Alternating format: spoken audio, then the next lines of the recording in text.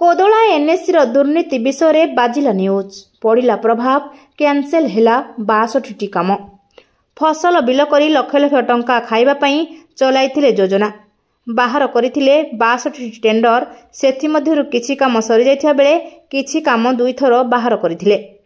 एने काउंसिलर भगवान पाढ़ी अभियोग करबा सह विभिन्न गणमाध्यम को जणाइथिले। एहा सह पीड़ी दुडांक नजर को मध्य आनिथिले जहा फल विभिन्न गणमाध्यम खबर प्रसारण पर चेता पशिथिला ऑफिसरंक। गत 18 तारिख रे चिठी नंबर 4102 रे गोटे काम कैंसल करबा सह गोटे कामर नाम परिवर्तन करथिले। वर्तमान ता 28 तारिख रे चिठी नंबर 4175 रे समस्त काम को कैंसल कर जायछि।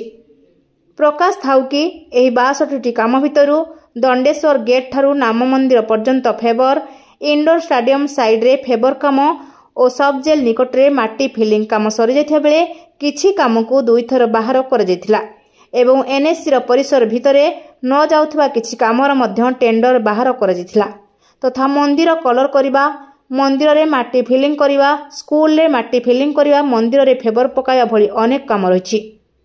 एने काउंसिलर श्री पाढ़ी समस्त गणमाध्यम को धन्यवाद देवा सह कार्यनिर्वाही अधिकारी को मध्य धन्यवाद दैछंती कि डेरी रे हेले मध्य कार्यानुष्ठान नैछंती। श्री पाढ़ी आशा रखिछंती आगामी दिन में कोदला एनएससी रो जेकोसी टेंडर बाहरिबो एनएससी परिसर भुक्त थिबा टेंडर बाहरिबा सह सरी जाइथिबा कामर टेंडर जेमिति न बाहरिबो एवं जेकोसी टेंडर बाहर करा जाउछि ताहार संपूर्ण तथ्य पेपर रे उल्लेख करा जिवो।